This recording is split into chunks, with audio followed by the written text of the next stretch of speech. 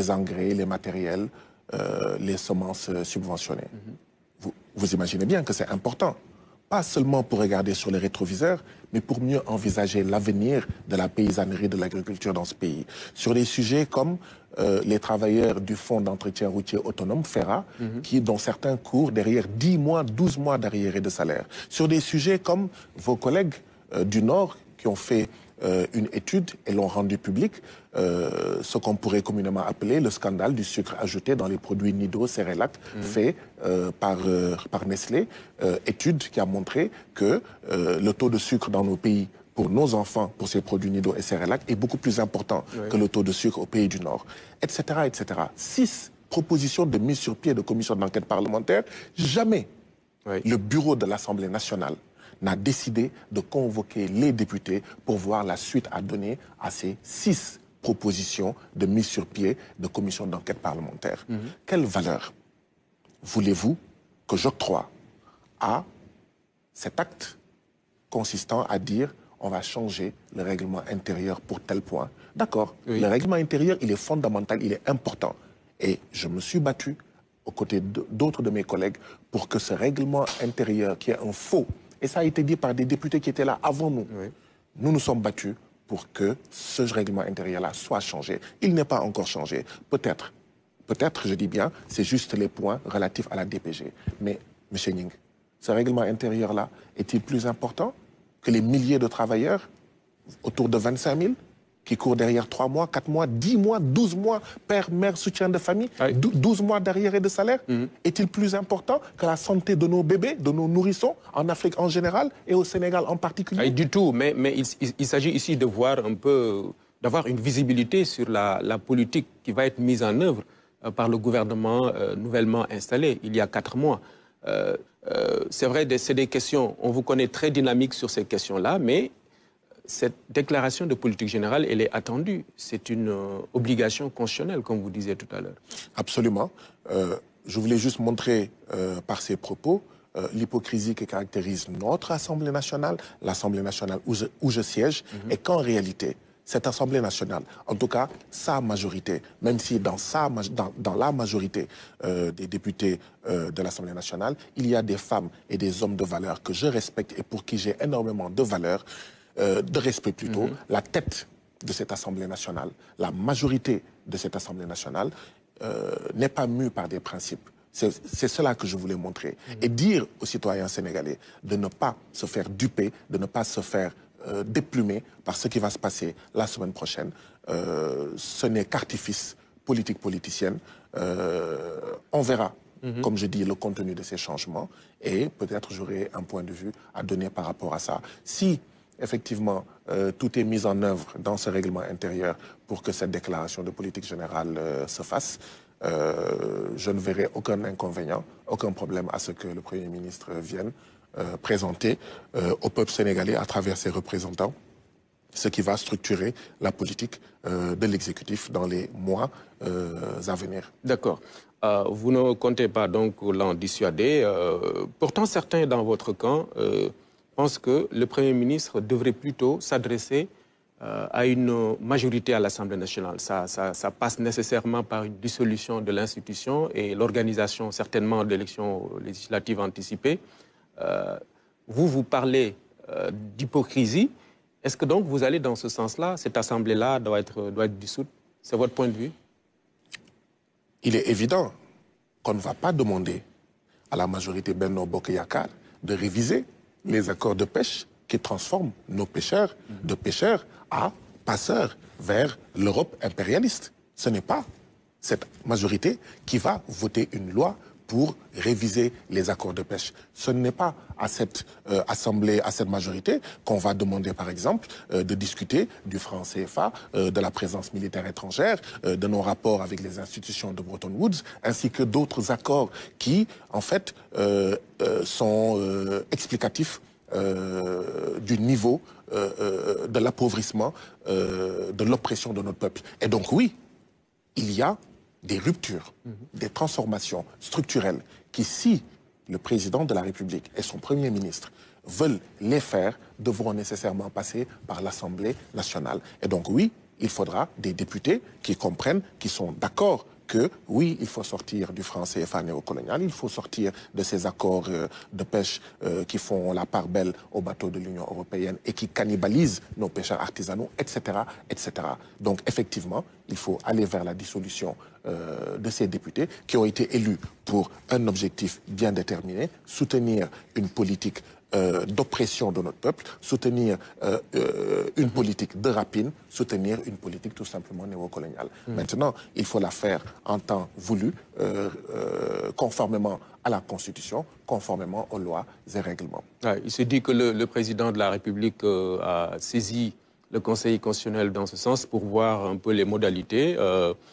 Dans tous les cas, c'est une opinion qui est divisée sur la question. Même au sein de votre coalition, il y a des collègues députés de Yewwi qui pensent que cette dissolution n'est pas une bonne initiative. Je respecte le point de vue de ces collègues députés, s'ils existent, qui pensent que cette dissolution n'est pas une bonne idée. Mais comme je l'ai dit, les actuels députés ne peuvent pas être les instruments d'une cause pour laquelle ils ne se sont pas battus, pour laquelle ils n'ont pas fait campagne électorale en mars dernier. C'est une question de logique.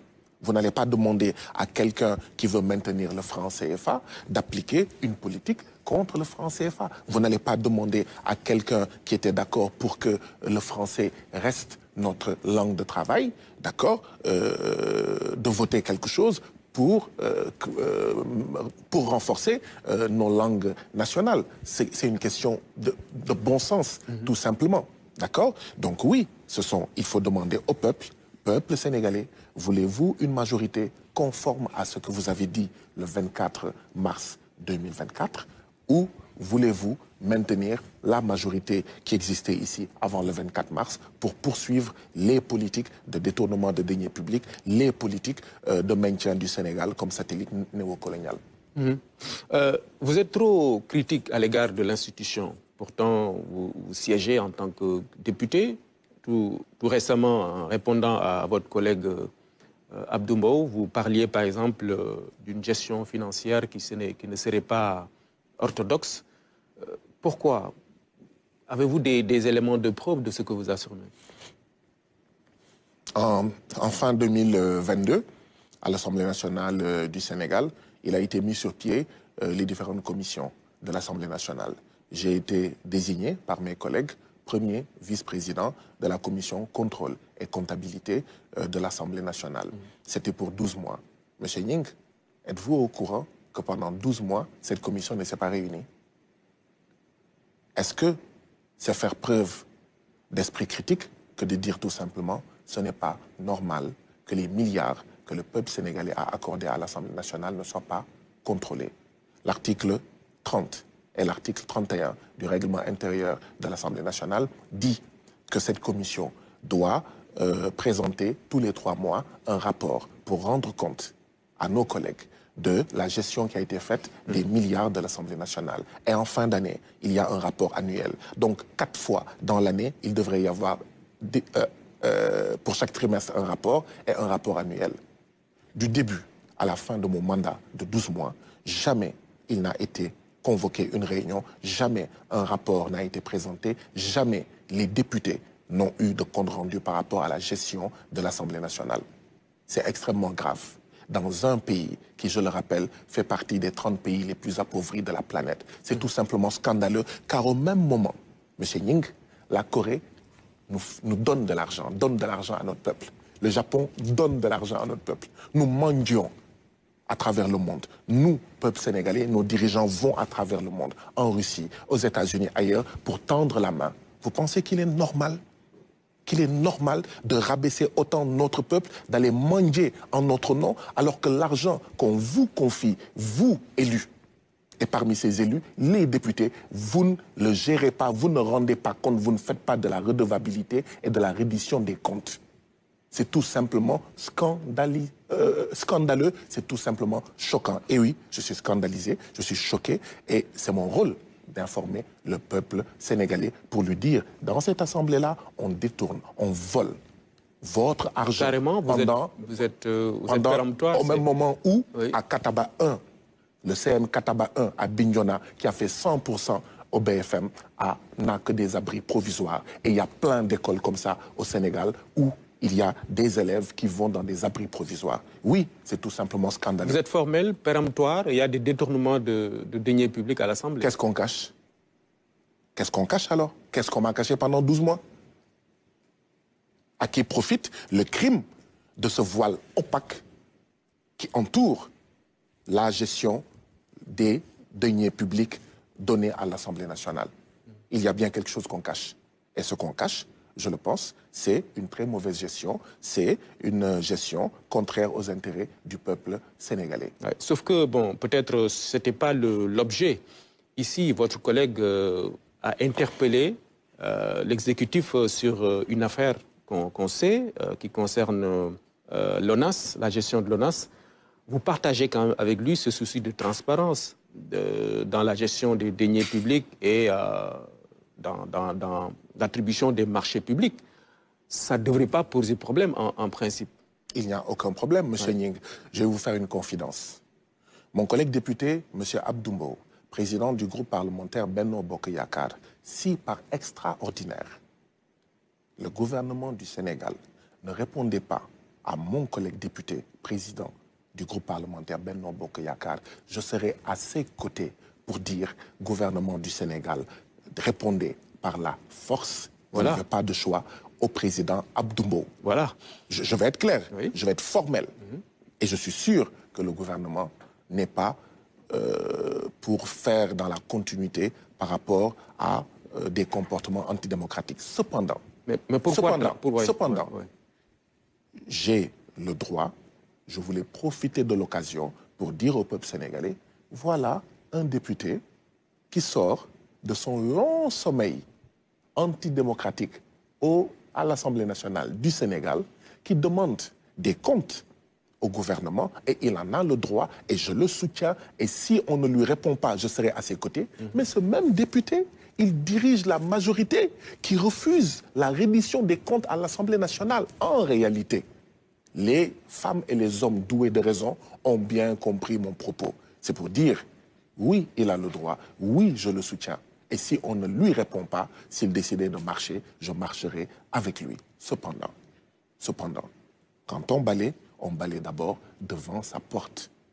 C'est la sagesse populaire sénégalaise qui dit « Quand on cultive à partir de ses orteils. » Et nous, députés, nos orteils, c'est l'Assemblée nationale.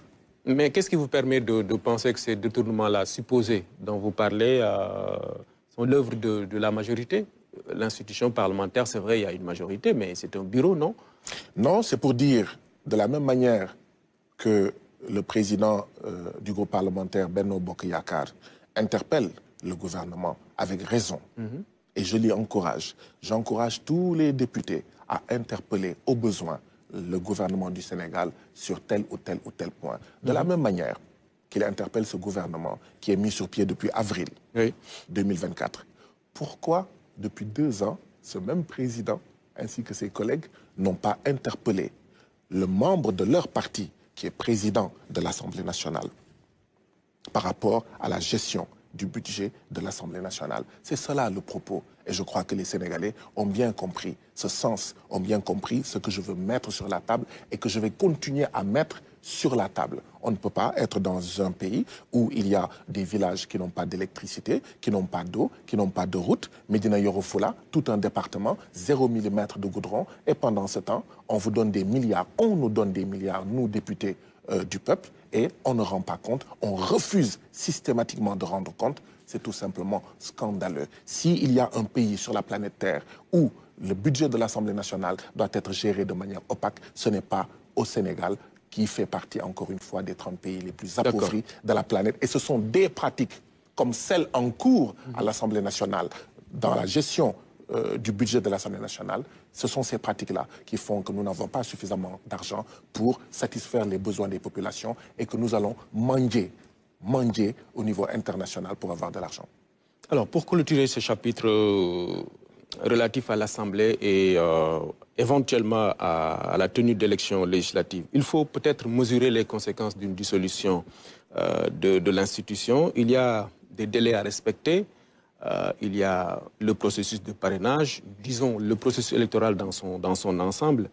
Par ailleurs, il y a un budget à exécuter, un autre à voter, notamment pour l'exercice 2025.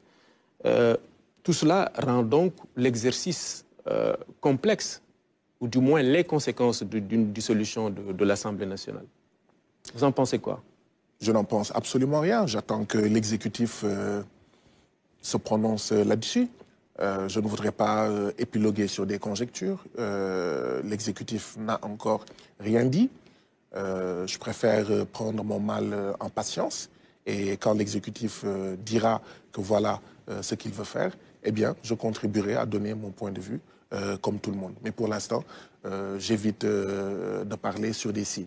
D'accord. Dans la vie d'une autre institution, l'institution judiciaire, on l'a vu, il y a un vaste chamboulement au sein du Conseil supérieur de la magistrature.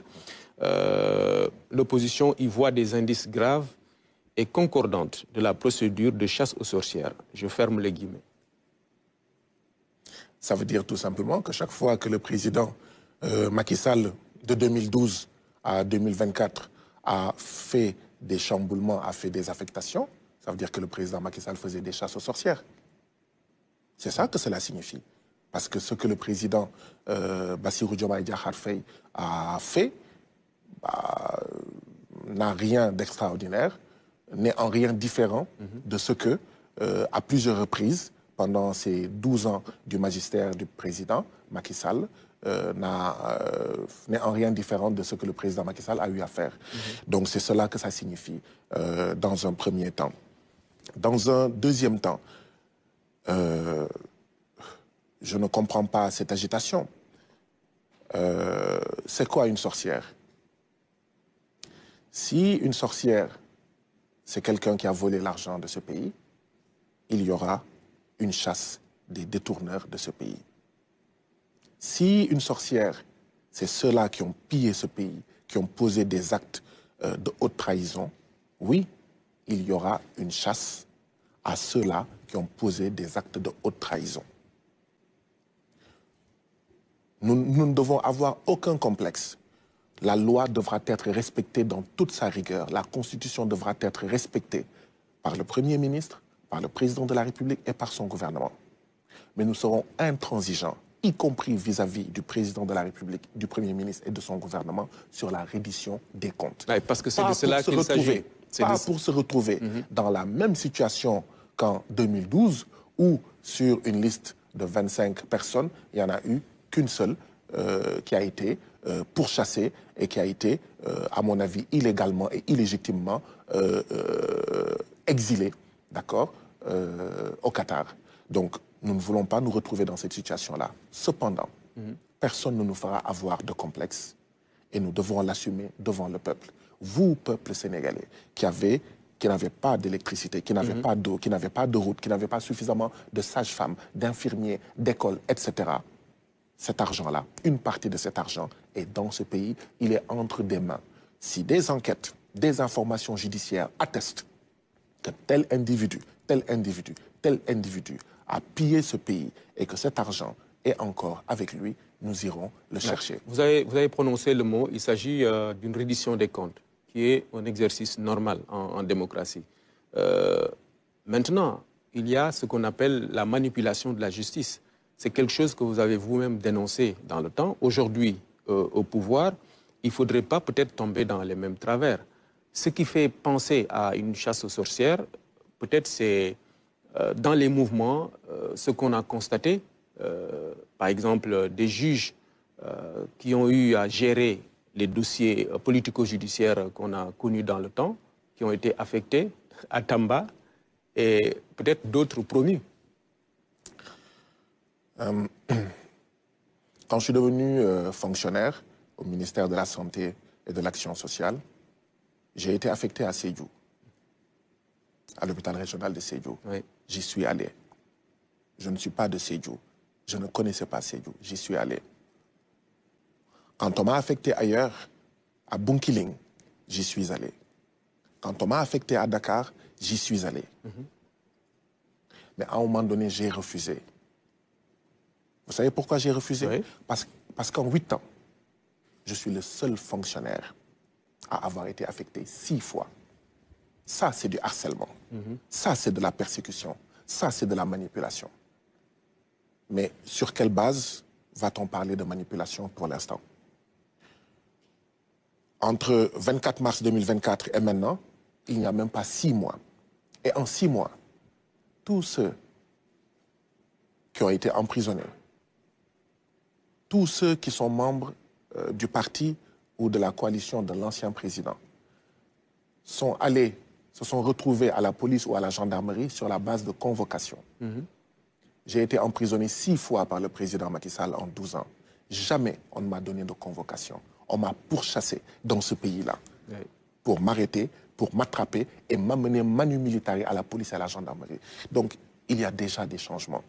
Aujourd'hui, aucun d'entre eux ne se plaint d'avoir été pris chez lui, d'avoir été arrêté à la porte de sa maison, etc. Donc déjà, les choses vont changer. Nous nous sommes battus pour le changement, pour l'arrêt des traitements inhumains et dégradants, pour les détournements de procédures judiciaires. Mais, M. Nying, je vais vous dire le débat de fond. Où ceux qui crient à la chasse aux sorcières, comme s'ils étaient des sorcières, avouant qu'ils sont des sorcières, ils ont failli. Et nous n'avons pas, nous, à faillir comme eux sur ce point-là. Vous savez quel est ce point-là? Eh bien, ce point-là, M. Nying, est celui-ci. Il faut se battre pour la gestion démocratique de la carrière des magistrats. De la même manière qu'il y a une gestion plus ou moins démocratique de la carrière des enseignants, des affectations des enseignants, même si on peut améliorer cela, mais quand il y a un poste vide, vacant, dans l'enseignement, on dit qui le veut. Et il y a un système de notation des enseignants qui prend en compte l'ancienneté, qui prend en compte les localités où vous avez été, leur distance avec la capitale, etc. Et les enseignants compétissent démocratiquement en toute transparence. C'est ça que le président Macky Sall et Benno Bokk Yakaar auraient dû faire, mais n'a pas fait pour les raisons qu'on connaît, pour mieux avoir cet instrument que constituent certains magistrats, pas tous, corrompus, qui faisaient toutes les basses besognes anti-judiciaires, antidémocratiques. Attendez. Nous, dans les réformes qu'on devra apporter, on n'en est pas encore là. On a trouvé l'État tel quel. Tel quel. On utilise les moyens de l'État en attendant les réformes. Parmi ces réformes pour lesquelles moi je milite, c'est un système où il ne dépendra du bon vouloir de personne, y compris celui du président de la République, pour qu'il y ait des affectations de magistrats. Et c'est possible, j'en ai administré la preuve, notamment en convoquant l'exemple du miroir des enseignants. Pour certains... Nul ne peut se prévaloir de ses propres turpitudes. Absolument. Pendant 12 ans, ils avaient les moyens d'édifier une magistrature, d'édifier des règles et des lois où l'affectation d'un magistrat ne dépend de personne. Pendant 12 mois, ils auraient pu faire ça. Ils ne l'ont pas fait. Ils ne se sont pas battus pour cela. Mais vous êtes là pour apporter des mesures correctives. Oui, mais aujourd'hui, on ne peut pas les faire. Voilà. J'ai dit, toutes les transformations structurelles, toutes les décisions fortes à prendre devront passer par l'Assemblée nationale. Nous avons convoqué, un dialogue national a été convoqué. Des propositions ont été faites. Ces propositions-là, d'accord, il y aura...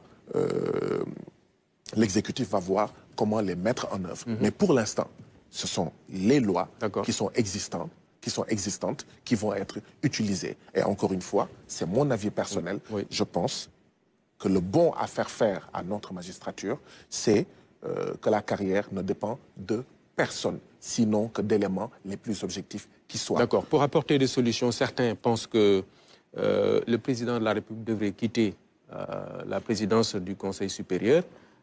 Lui-même, il en a parlé en disant que bon, ça dépend peut-être de la corporation. Une corporation qui se dit, voilà, peut-être favorable, en tout cas, ça ne gêne pas. Vous, quelle est votre position sur cette question?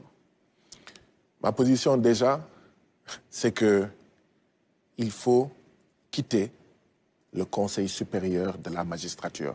Pourquoi Conseil supérieur de la magistrature? Ça ne vous interpelle pas qu'il n'y ait pas un Conseil supérieur des huissiers? Un Conseil supérieur des greffiers? Ça ne vous interpelle pas? Pourquoi? Qui sont les magistrats? Et j'ai énormément de respect pour eux, pour qu'il y ait un Conseil supérieur de la magistrature. Je crois qu'il faut aller vers un Conseil supérieur de la justice, où les magistrats ne constitueront qu'un parmi les éléments qui vont composer ce Conseil supérieur de la justice, où il y aura différents acteurs, dont d'autres acteurs de la justice, d'accord, dont le peuple sénégalais, etc. Parce que ces dernières années ont montré que beaucoup des problèmes menaçant la paix, la stabilité, la cohésion de ce pays-là, l'élément déclencheur, l'étincelle, est venu du secteur de la justice. Oui. Moins de manipulation, moins de détournement de procédure. Mon avis est qu'il faudrait aller vers un Conseil supérieur de la justice. De la justice. Mais pour le moment, il y a le Conseil supérieur de la magistrature. Vous, votre conviction sur ça? Pour le moment, le président en est membre parce que ce sont les textes qui le disent. Oui. Moi, mon avis, c'est qu'il faut en sortir. Je ne sais pas ce que... Le président doit quitter, c'est votre point de vue? Non, mon premier point de vue. Oui. Parce que, vous savez, il y a des débats qui, dans un premier temps, sont des très petits débats. Pour moi, tant qu'on reste dans le cadre du Conseil supérieur de la magistrature, on n'a pas encore fait faire les bons qu'il faut à notre justice. Il faut aller vers un Conseil supérieur de la justice. Oui, mais pour le moment, le président en est membre, il ne peut pas en sortir. C'est-à-dire que vous me demandez de réfléchir à une perspective qui n'est pas la mienne. Ma perspective à moi, c'est que quand on va faire les transformations, il faut mettre sur pied un Conseil supérieur de la justice où il y a les magistrats, mais un élément, une des composantes, pas la seule composante. Je ne veux pas donner un point de vue sur un schéma qui ne me semble pas le meilleur. Et vous me demandez de réfléchir par rapport à l'ancien schéma où on parle de Conseil supérieur de la magistrature. Moi, je dis Conseil supérieur de la justice. Et dans cette structure-là, il y aura les magistrats, il y aura des avocats, il y aura des greffiers. Il n'y aura pas le président de la République? On pourra en rediscuter. On pourra en rediscuter. Je ne sais pas. Mais pour moi, le meilleur bond à faire à ce pays-là, c'est d'aller vers un Conseil supérieur de la justice et de voir tout ce qui est possible pour que, effectivement, le président de la République, s'il en tout cas devait y rester, ne puisse pas manipuler, ne puisse pas peser de tout son poids pour pousser dans telle direction ou dans telle autre direction. Mais encore une fois, pour moi, il y a un préalable. D'accord. Vous ne répondez pas à la question. Si bon. Je réponds à la question... Alors, en parlant de... La question, c'est qu'il faut aller vers un Conseil supérieur de la justice.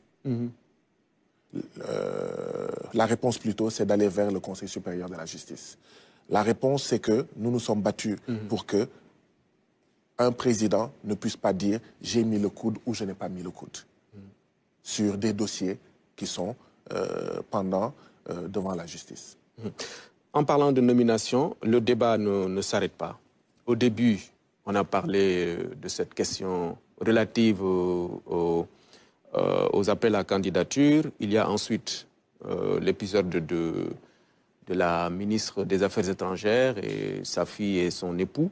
Aujourd'hui, ce sont des acteurs culturels que vous connaissez qui sont promus et dont les nominations font également débat. Comment percevez-vous tout cela ?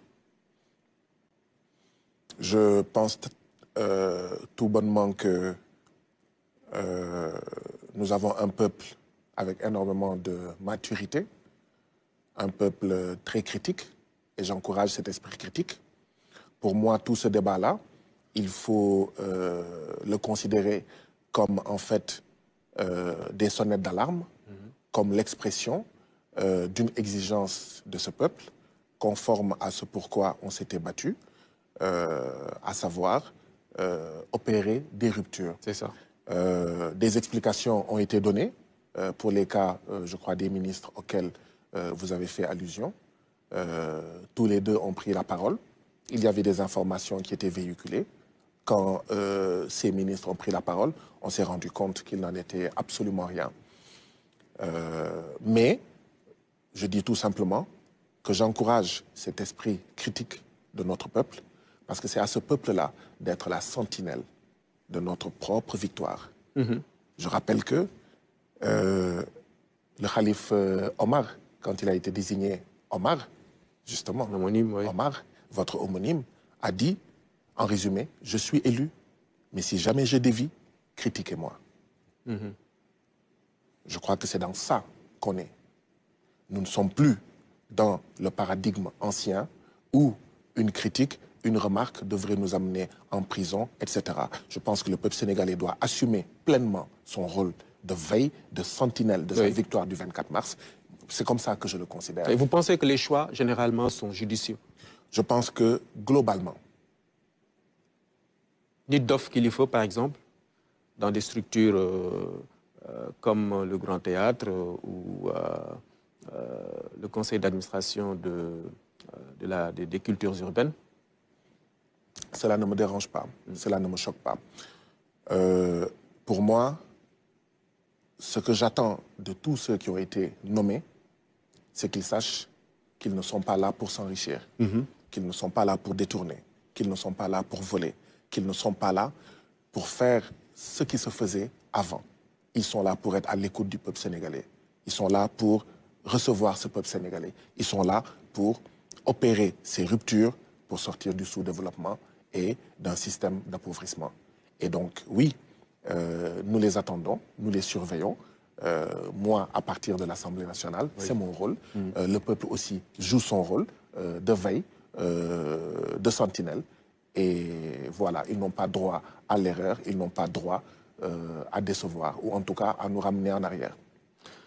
L'émigration clandestine, dans des conditions que nous savons, que nous déplorons, que nous regrettons tous, le gouvernement est interpellé. C'est parce qu'effectivement, il y a un espoir immense suscité par l'élection du président Bassirou Diomaye Faye, de PASTEF donc et de sa coalition.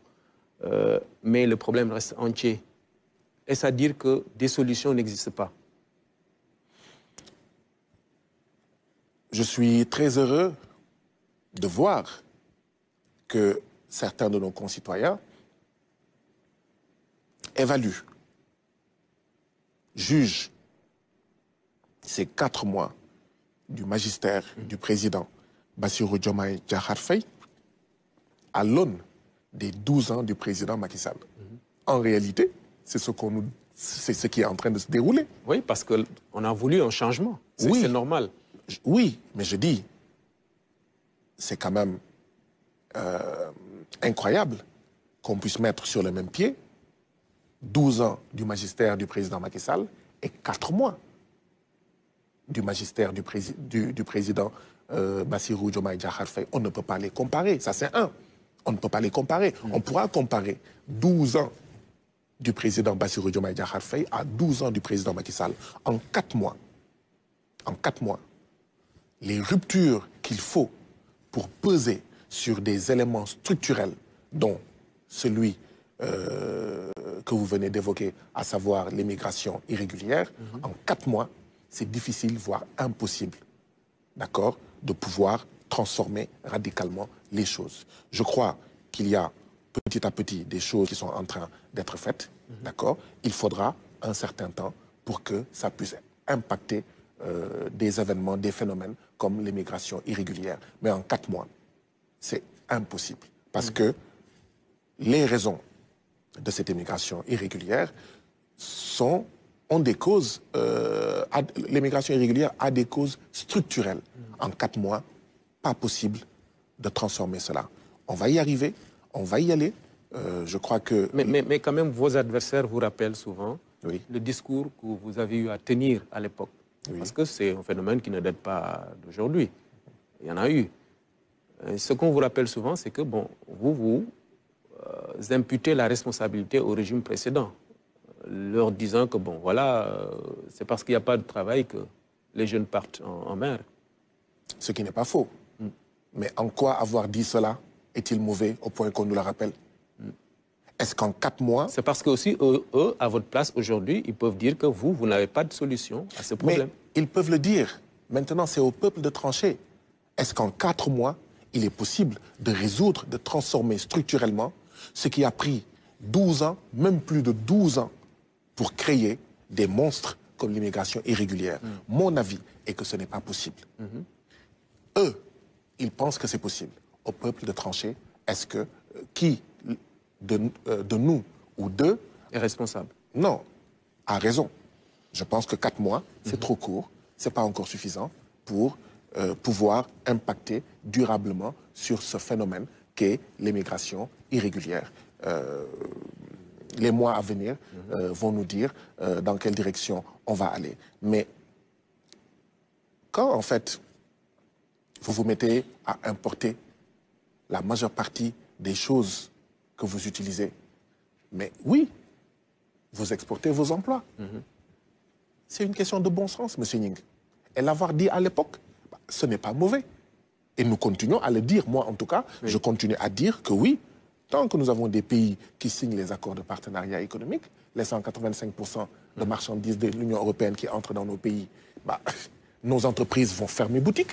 C'est tout à fait logique. Maintenant, il y a des mesures à prendre pour que, mettre en avant le patriotisme économique. C'est dans ces perspectives, d'ailleurs, que j'ai interpellé le gouvernement pour dire, oui, j'ai appris que le gouvernement a signé un accord avec des Chinois pour la construction de 9000 logements en 48 mois. J'ai posé la question de savoir, est-ce qu'il n'y avait pas de Sénégalais, d'entreprises sénégalaises pour le faire? S'il n'y en a pas, dans ces 48 mois-là, qu'est-ce qui va être fait dans le cadre de ce projet de construction de 9000 logements pour renforcer les capacités de nos entreprises afin qu'elles puissent peut-être demain le faire, ou que le chemin qu'il leur reste à parcourir pour pouvoir faire 9000 logements en 48 mois, que ce chemin-là soit raccourci. Donc oui, voilà des choses à faire. Il faut renégocier des accords, il faut renégocier des choses, il faut transformer l'environnement de nos entreprises afin qu'on ne se retrouve plus dans une situation où 64% de nos petites et moyennes entreprises meurent avant. Justement, en parlant de la situation des entreprises, vous êtes généralement très sensible, vous le démontrez, aux difficultés que vit le monde du travail de façon générale. La presse en fait partie. C'est un secteur aujourd'hui qui n'est pas au meilleur de sa forme. Et souvent, quand on parle, c'est pour dire que l'attitude des autorités actuelles n'est pas pour arranger les choses. Qu'est-ce que vous en pensez? Est-ce que vous comptez porter ce combat? Je porte le combat de toutes les entreprises sénégalaise parce que je suis un militant du patriotisme économique. Je pense qu'il nous faut produire localement et consommer ce que nous produisons. Maintenant, s'il y a des entreprises, notamment dans le secteur de la pêche, de la presse, qui considèrent que le président Bassirou Diomaye Diakhar Faye doit agir à leur endroit, le gouvernement du Sénégal doit agir à leur endroit comme le faisait le président Macky Sall et son gouvernement, cela, je ne le partage pas. Je ne suis pas d'accord avec cela. Je pense qu'il faut opérer des ruptures. Recevoir de l'argent de manière indue, supprimer des impôts de ces entreprises de presse sur la base d'un service rendu par certaines entreprises de presse qui, de manière flagrante, avait pour candidat le candidat du président Macky Sall. Même quand il pleuvait, il nous disait qu'il y a du soleil. Quand il y a du soleil, il nous disait qu'il pleuvait. Je ne suis pas d'accord avec cela. Le chantage ne passera pas. Par contre, le gouvernement devra être soucieux, d'accord, de la santé de toutes les entreprises, y compris des entreprises de presse, mais sans perpétuer, sans assurer la continuité des pratiques que nous avons combattues, quand même, des acteurs de la presse. Mais vous ne dénoncez pas, enfin, vous ne faites pas allusion au professionnalisme de la presse sénégalaise. Vous ne pouvez pas le dire quand même, parce que c'est une presse qui a joué un rôle important dans le processus démocratique de notre pays. Ce n'est pas de cela dont il est question. Oui. Ce n'est pas de cela dont il est question. Ce que je dis, en fait, c'est qu'il y a quelques entreprises de presse qui étaient en fait des tireurs à gages, qui étaient des tireurs professionnels, d'accord, qui étaient au service du président Macky Sall, qui peignaient le Sénégal d'une manière que nous-mêmes, excusez-moi, qui nous étonnait, d'accord, qui avaient des deals, d'accord, avec le président Macky Sall et son gouvernement, qui veulent certaines entreprises de presse, la perpétuation de ces Mais deals-là. ça n'a pas empêché le changement, si tant est que ce que vous dites est vrai. Bon, hein, je veux dire, ça n'a pas empêché votre coalition d'arriver au pouvoir. C'est parce que la presse, effectivement, a joué son rôle. C'est un débat sur lequel peut-être on ne va pas être d'accord, mais ce que disent les entreprises de presse, c'est, enfin, elles ne refusent pas de payer les impôts ou quoi que ce soit. C'est des discussions avec le gouvernement pour voir les modalités, c'est ça, c'est de cela qu'il s'agit. Cette médiation-là, ce combat-là, peut-être vous pouvez l'accompagner en tant que député du peuple, soucieux voilà, de la préservation de ces entreprises-là. Alors, je vous donne juste un exemple. Difficile? Je vous donne juste un exemple. Oui. Admettons qu'aujourd'hui, au niveau de la RTS, il y avait l'ancien directeur de la RTS qui fait ce qu'il faisait. Pour quelle raison je vais soutenir ce directeur de la RTS qui faisait des pratiques qui se résumaient en Ousmane Sonko n'apparaît sur la RTS qu'une fois tous les 5 ans. Guy Marius Sagna, il a fallu qu'il y ait une 3e alternance pour qu'il soit invité à une émission à la RTS. Pourquoi est-ce que moi, Guy Marius Sagna, je soutiendrai cela? Les paysans qui n'ont pas d'électricité, qui n'ont pas de route, quand ils organisent des manifestations, ils n'apparaissent pas dans leur RTS. Pourquoi moi, je soutiendrai cette politique-là? C'est ce que je dis. Oui. Il y a certaines. Et en disant cela, je précise que ce n'est pas le procès de la presse. D'accord. Parce que dans cette... Autant chez nous, députés, il y a des députés corrompus, il y a des députés qui ne sont pas corrompus, il y a des députés qui n'ont pas de posture de député, il y en a d'autres. On est d'accord. Autant il y en a chez moi, à l'Assemblée nationale, autant dans la presse, il y a la bonne graine de livrer. Ce que je dis, il est très simple. Ce qu'une certaine presse veut perpétuer, ce n'est pas possible que cela soit perpétué. On est d'accord. Maintenant, Est-ce que la presse peut compter sur vous pour... c'est une évidence. Ouais. C'est ça la truisme. question. C'est un truisme. Ma réponse est, c'est un truisme. D'accord. Alors, on évolue. Il y a eu une polémique sur le port de voile dans les écoles catholiques. Le Premier ministre s'est prononcé et il y a des voix qui se sont fait entendre au niveau de l'Église. Quelle est votre position sur cela? Ma position, la première que j'ai exprimée, c'est en rappelant la citation de Cheikh Anta Diop, qu'il repose en paix, qui avait dit qu'aucun Africain sérieux qui veut être efficace en Afrique ne peut s'adonner à des critiques religieuses. En disant ça, je le disais à toutes celles et tous ceux qui réagissaient dans ce débat-là en faisant des critiques, parfois, de religion, de confession. Pourquoi? Parce que les ruptures vers lesquelles nous allons, dans notre pays et en Afrique, exigent que nous allions tous ensemble. Pas de déclencher, d'allumer cette flamme inflammable que constituent les dissensions qui ont une base ethnique, religieuse ou confrérique. Je disais, attention, que ce débat-là ne nous amène surtout pas vers là. Faisons tout, femmes, hommes, jeunes, adultes, à ce que nous n'allions pas vers ça. Ça, c'est la première réaction que j'ai eue et je continue à l'avoir. Attention, nous devons refuser la division superficielle, artificielle, inexistante sur des bases religieuses, confessionnelles, ethniques. Cela étant dit, il y a deux choses. Une école peut avoir un projet éducatif et dire ici, voilà ce qu'on met en avant. Dans ce débat qui n'est pas nouveau, à l'époque, les écoles privées catholiques ont dit que nous ne pouvons pas avoir en notre sein des élèves qui disent qu'ils ne peuvent pas porter les habits de l'école. Des élèves qui disent qu'ils ne peuvent pas s'asseoir sur le même banc qu'un de leurs camarades du sexe opposé.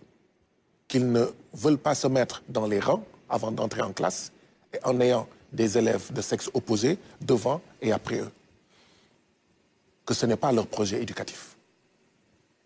Je pense qu'on peut accepter que dans les écoles privées catholiques, le projet c'est cela, et que si on y va, c'est parce qu'on accepte ce projet. Si on ne veut pas de ce projet, il faut aller dans une autre école. Oui. Si je veux que ma fille ou mon garçon, dans son école, s'asseye avec des gens du même sexe, que je vais dans des écoles où c'est cela la règle. Pour moi, si c'est cela, il n'y a pas de problème. Oui. D'accord? D'une part. D'autre part, cela nous rappelle une chose. Il nous faut renforcer, développer, augmenter les moyens au niveau de l'école publique, l'école du peuple, l'école de l'État. Parce qu'en réalité... C'est la solution. Parce qu'en réalité, s'il y a beaucoup d'écoles privées, confessionnelles ou pas, c'est parce que l'école publique a failli, c'est parce que l'école publique recule, c'est parce que l'école publique ne prend pas en charge les préoccupations de beaucoup de parents, d'élèves. Et donc, cette école publique-là est en recul, il faut la renforcer. Je crois que le gouvernement du président Bassirou Diomaye Diakhar Faye va renforcer cette école publique afin que le maximum des parents amènent leurs enfants dans cette école publique et que tous les droits soient respectés, sauvegardés. Ok. On va revenir sur la mission que vous avez à faire au Parlement de la CEDEAO. Mais sur votre discours anti-français, connu de tous, aujourd'hui, le constat est clair. La France ne dégage pas. Le CFA est toujours là, de même que les bases militaires françaises. Il n'y a que vous, ainsi que d'autres, qui connaissez mon discours anti-français. Moi, j'ai un discours anti-impérialiste. Anti-français et anti-impérialiste. Particulièrement. Anti-français et anti-impérialiste, ce n'est pas la même chose. Anti-français, ça veut dire que je suis contre la France. Anti-impérialiste, ça veut dire que je suis contre l'impérialisme. Et parmi ces impérialistes-là, il y a l'impérialisme français. Ouais. Dire qu'il ne devrait pas y avoir un seul soldat français sur le territoire sénégalais, et c'est ma position, ce n'est pas être anti-français. Considérez-vous que c'est être anti-français? Non. Non. Est-ce que les Français, l'État français est anti-sénégalais en n'acceptant pas un soldat militaire sénégalais en France? Non. Je suis sûr que vous ne diriez pas que l'État français... C'est quoi alors? C'est un discours anti-impérialiste. Ouais. Et la France est l'ancien pays colonialiste, non? Écoutez, en 2014, c'est la France. En 2014, j'ai coordonné une coalition qui s'appelait Non pour les accords de partenariat économique avec l'Union européenne. Donc je suis anti-Union européenne. Ce n'était pas la France. Mais particulièrement, nous, on a affaire à la France. Oui, oui, voilà. Mais je suis en train de faire de la déconstruction. D'accord. Pour dire, que vous n'êtes pas contre la France. Attention à ne pas utiliser les mots qu'utilise la puissance impérialiste française pour attaquer, dénigrer, étiqueter ceux qui sont pour la souveraineté. Parce que c'est la France qui utilise anti-français. Ce sont les États-Unis qui utilisaient anti-américains contre les Viet Cong qui se battaient pour l'indépendance. Mais c'est parce qu'ils se sentent visés dans ce combat-là que vous menez. Oui, mais moi je serais journaliste. Moi je serais journaliste, je ne dirais pas anti-français. Bon, disons... Parce que c'est le discours. Parce que c'est un parti pris. En disant anti-français, c'est un parti pris. Or moi, je ne me suis jamais défini comme anti-français. Je le serai, je l'assumerai publiquement. Je suis anti-impérialiste. Bon, d'accord. Maintenant, oui, vous avez raison sur une chose. Il y a plusieurs impérialistes qui sont au Sénégal. Mais l'impérialiste le plus fort, c'est l'impérialiste français. Parce qu'il n'y a pas de base militaire allemande. S'il y avait une base militaire allemande au Sénégal, je dirais militaire allemand, rentrez chez vous. Ouais, on se comprend alors. S'il y avait une base militaire, mais dire militaire allemand, rentrez chez vous, ce n'est pas être anti-allemand. C'est être tout simplement patriotique, panafricain. Ils sont toujours là, voilà, c'est la question. Oui, mais je voulais juste, quand même, pour ceux qui nous regardent, comprendre que nous ne sommes pas anti-français, nous sommes anti-impérialistes. Et oui, nous sommes pour la décolonisation de nos affaires monétaires. Ce franc CFA, c'est une monnaie néocoloniale. Nous sommes pour la sortie de tous les soldats français, pas la réduction, comme le dit Emmanuel Macron. Nous ne nous battons pas pour la réduction des soldats français au Sénégal, mais pour qu'ils s'en aillent tous. Maintenant, oui, J'ai dit tout à l'heure, nous avons 4 mois. Nous n'avons jamais dit que si nous sommes élus, dès la première semaine, dès le premier mois, dès le premier trimestre, dès le premier semestre, l'armée française allait sortir. Nous n'avons pas dit que dès le premier semestre de notre élection, nous allons décoloniser nos affaires monétaires. Nous avons dit, si vous nous faites confiance et que vous nous élisez, d'accord, les bases militaires françaises vont partir, nous allons sortir de cette monnaie néocoloniale. Nous sommes toujours dans cela. Monsieur Nying, n'oubliez jamais une chose. Nous avons pris un État qui est néocolonial. Le président Bassirou Diomaye Diakhar Faye est élu. Il lui faut déjà décoloniser cet État. Il est en train de s'y atteler depuis son élection. Les membres du gouvernement nommés, les directeurs nommés, ce qu'on a appelé les chamboulements dans la justice, les chamboulements peut-être dans la police, dans la gendarmerie. D'accord? Nous sommes en train de procéder, ce n'est pas encore fini, à la décolonisation de cet État. Ouais. Parce que personne ne peut faire les ruptures et transformer un État, un pays, en utilisant tel quel l'État dont il a hérité. Les prochaines élections législatives seront déterminantes. Je dis beaucoup des ruptures, y compris monétaires, qui vont être faites. Certaines passeront par la case Assemblée nationale. Nous sommes encore minoritaires là-bas. D'accord. Donc, vous en êtes au début. Ce qu'on peut retenir, c'est que ces réformes que vous avez envisagées concernant le franc CFA ou les bases militaires, ça va se faire? Vous pensez que la sortie du CFA va se faire? Rien n'a changé. Maintenant, oui. Par quelle procédure? D'accord? Par quelle tactique? Je crois que le gouvernement a ces considérations-là sur sa table. Est-ce que c'est par le biais de la monnaie unique ou commune de la CEDEAO? Est-ce que c'est par le biais d'une sortie du Sénégal de la zone franc CFA, etc. Je crois que le gouvernement est en train d'étudier. Mais ça va se faire, vous en êtes sûr?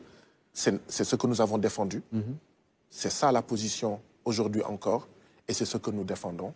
Et c'est ce qui va être réalisé. Ouais. Pour le moment, le Sénégal et le président Bassirou Diomaye Faye particulièrement sont choisis pour essayer de recoller les morceaux. On sait qu'il y a une crise entre la CEDEAO et les pays de l'AES, le Mali, le Niger et le Burkina Faso. Comment voyez-vous cette médiation? Est-ce qu'elle a des chances d'aboutir selon vous? Je ne sais pas quels sont les objectifs de cette médiation. Je ne connais pas quels sont les objectifs de cette médiation. Est-ce que l'objectif de cette médiation confiée au président Bassirou Diomaye Diakhar Faye, c'est de ramener dans la CEDEAO le Burkina, le Niger et le Mali? C'est l'idéal, c'est ce qui est voulu. C'est pour ça que je dis je ne sais pas. Mais si c'est cela, je ne crois pas à court terme, à moyen terme. Au moins, je ne crois pas que cela soit possible.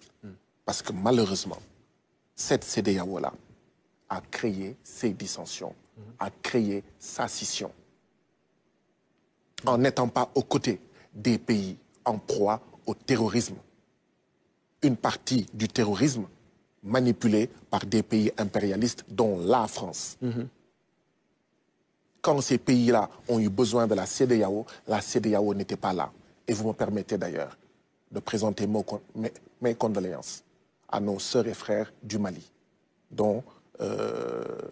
qui ont vécu plusieurs attaques dans la dernière période avec beaucoup de morts. Ouais. Je leur exprime ma solidarité et j'en profite aussi pour dénoncer fermement ce que l'ambassadeur d'Ukraine au Sénégal a eu à dire comme propos, soutenant de manière décomplexée des groupes terroristes au Mali. Il a été le Sénégal ne sera jamais, ne devra plus être, s'il a été un jour, un endroit à partir duquel on va tenter de faire tomber des régimes, on va tenter de saper en fait un État comme l'État malien.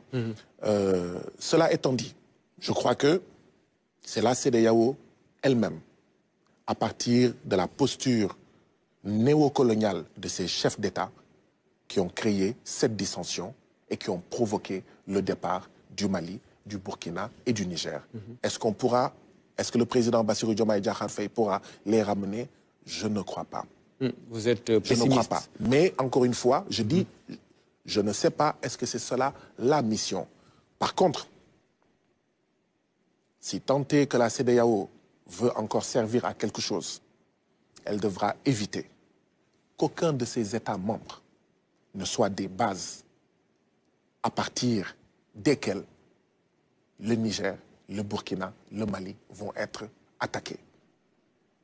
La CEDEAO devra veiller à ce que ces États membres ne soient pas des bases de repli des terroristes.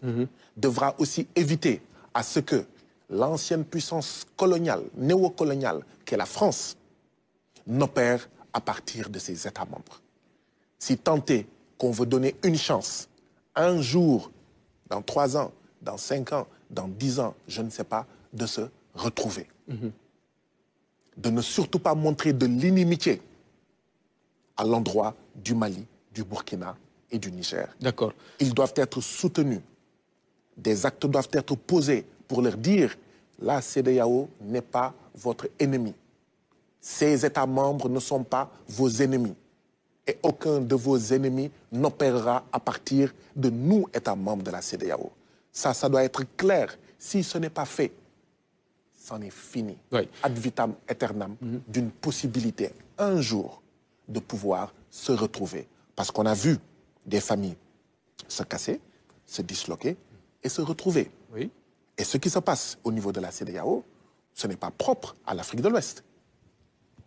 Le continent américain, sous l'égide des États-Unis, ils ont mis sur pied la zone de libre-échange, la ZLEA américaine. D'autres pays ne se sont pas vus dans ça. Oui. Ils ont lancé l'ALBA. Donc oui, ce sont des choses qui existent dans d'autres continents. J'aurais souhaité que ça n'arrive pas en Afrique de l'Ouest, mais, comme j'ai dit, par la turpitude de nos chefs d'État, cette dissension, cette scission a été créée. Oui, Maintenant, il faut voir comment poser des actes afin que, dans un avenir que j'espère pas très loin, qu'on puisse se retrouver. Mais à court terme, des choses ont été faites extrêmement graves qui ont fait que ces 3 pays sont partis. Alors, vos reproches faits à la CEDEAO, on l'entend d'ici au niveau du Parlement de cette communauté à Abuja. Vous avez été très critique à l'endroit des chefs d'État ou de certains chefs d'État. D'ailleurs, vous le disiez tout à l'heure, ça n'a pas été apprécié par certains de vos collègues. C'est dire que c'est un peu gênant, c'est une posture qui ne sied pas, non? Quand un voleur vole, et vous le traitez de voleur, vous pensez que ça va plaire au voleur? Non. Ça ne plaira pas à un voleur. Donc, surtout, s'il n'a pas une démarche d'humilité, une posture d'humilité consistant à dire, oui, j'ai eu à voler, je vais changer, je vais me transformer. Oui. Vous savez, je n'ai pas critiqué fondamentalement des chefs d'État. J'ai critiqué des pratiques. Bien sûr, ces pratiques sont posées par des chefs d'État. Mais c'est un discours qui gêne. Aujourd'hui, vous êtes un député CEDEAO représentant le Sénégal, oui, mais votre coalition au pouvoir aujourd'hui. Lorsque vous avez certains propos à l'endroit de certains chefs d'État, forcément, au plan diplomatique, ça peut être interprété, ça peut gêner. Nous sommes à la 6e législature du Parlement de la CEDEAO. Quand nous sommes arrivés, nous, nouveaux députés, même anciens députés, nous, nouveaux députés, nous avons prêté serment. Et dans cette prestation de serment, nous avons dit que nous allions servir les peuples de la CEDEAO. Nous n'avons pas dit que nous allions servir un chef d'État ou des chefs d'État. Nous n'avons pas dit que nous allions servir un État. Nous sommes les députés de la CEDEAO. Et donc oui, quand je vois des tripatouillages de la Constitution dans un pays, que ce soit le Sénégal ou un autre pays de la CEDEAO, je le dis, je le dénonce. Quand je vois des traitements inhumains et dégradants, des militants arrêtés, disparaissant mystérieusement, oui, dans un pays, Je les dénonce. Vous ne pensez pas aux relations diplomatiques entre le Sénégal et ces pays-là? Je pense aux relations entre les peuples. Pour des questions domestiques, parce que c'est de cela qu'il s'agit. C'est des questions qui les concernent, peut-être. Non, il y a deux postures. Il y a ce qui se passait avant et il y a la direction vers laquelle nous devons aller. Qu'est-ce qui se passait avant? C'est ma lecture. Oui. Vous, députés du Sénégal, vous ne dites rien sur nos pays. Et nous ne dirons rien sur votre pays. Est-ce que c'est comme ça qu'on arrivera à édifier une CEDEAO des peuples? Je ne crois pas. Il faut que les gens, notamment les députés des peuples de la CEDEAO, aient le courage de dire telle chose n'est pas bonne, il faut arrêter ces histoires de troisième mandat, il faut arrêter ces tripatouillages constitutionnels, il faut arrêter ces pratiques de présidents qui veulent s'éterniser au pouvoir, qui tuent leur peuple. Donc vous ne comptez pas arrêter, vous allez poursuivre cette dynamique au Parlement de la CEDEAO? Pourquoi je vais arrêter? Moi, j'aurais compris comme disent, ce que vous dénoncez n'est pas vrai. Ce que vous critiquez n'est pas vrai. Ce sur quoi vous attirez l'attention. Et vous ne mesurez pas les conséquences non plus, parce qu'il y a eu des répliques et des attaques assez salées, hein, des collègues qui vous ont carrément attaqué, là. Si, je mesure les conséquences. Oui. Vous savez c'est quoi les conséquences? Oui. Aujourd'hui, en Afrique de l'Ouest, il y a 40 millions de personnes menacées de famine. Ces conséquences-là m'importent plus que les relations diplomatiques, que les vétilles de certains de mes collègues.